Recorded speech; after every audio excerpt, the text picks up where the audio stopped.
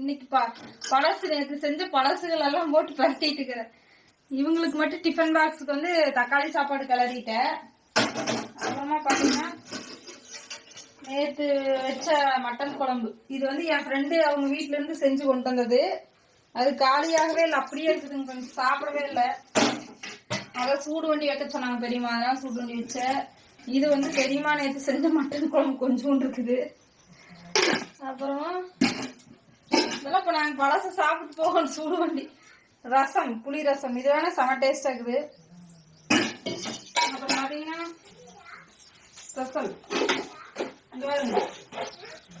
நேற்று இதுவும் என் ஃப்ரெண்டு தான் கொண்டு வந்தது. மீன் பொரிக்காம கொண்டு வந்தாங்க கலக்கி, நாங்கள் இங்கே பொரிச்சோம். ஆளுக்கு 2 பீஸ் சாப்பிட்டாங்க. இது சிக்கன் நேற்று, இது வேணா காலி ஆயிடுச்சு. இவ்வளோ பேருக்கு 1 கிலோ எடுத்தா காலியாக இருக்குமா? இதுவும் அவங்க கொண்டு வந்து சிக்கன் தான். இதையும் சூடு வண்டி வைக்கணும். எத்தனை பழத்தை பரட்டையும் வருது. இதெல்லாம் சூடு வண்டி வச்சாச்சு.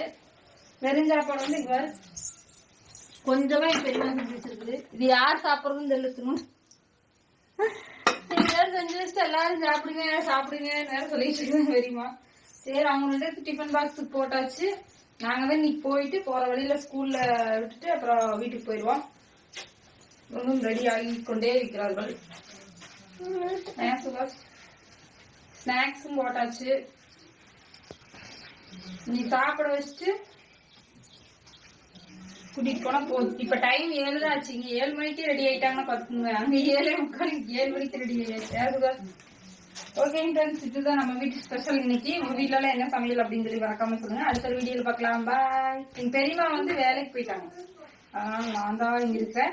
அவருக்கு சாப்பாடு போட்டு கொடுத்துட்டு இதெல்லாம் சூடு வண்டி ஒரு இதுல மாத்தி வச்சுட்டு அப்புறமா கிளம்பணும். Okay bye.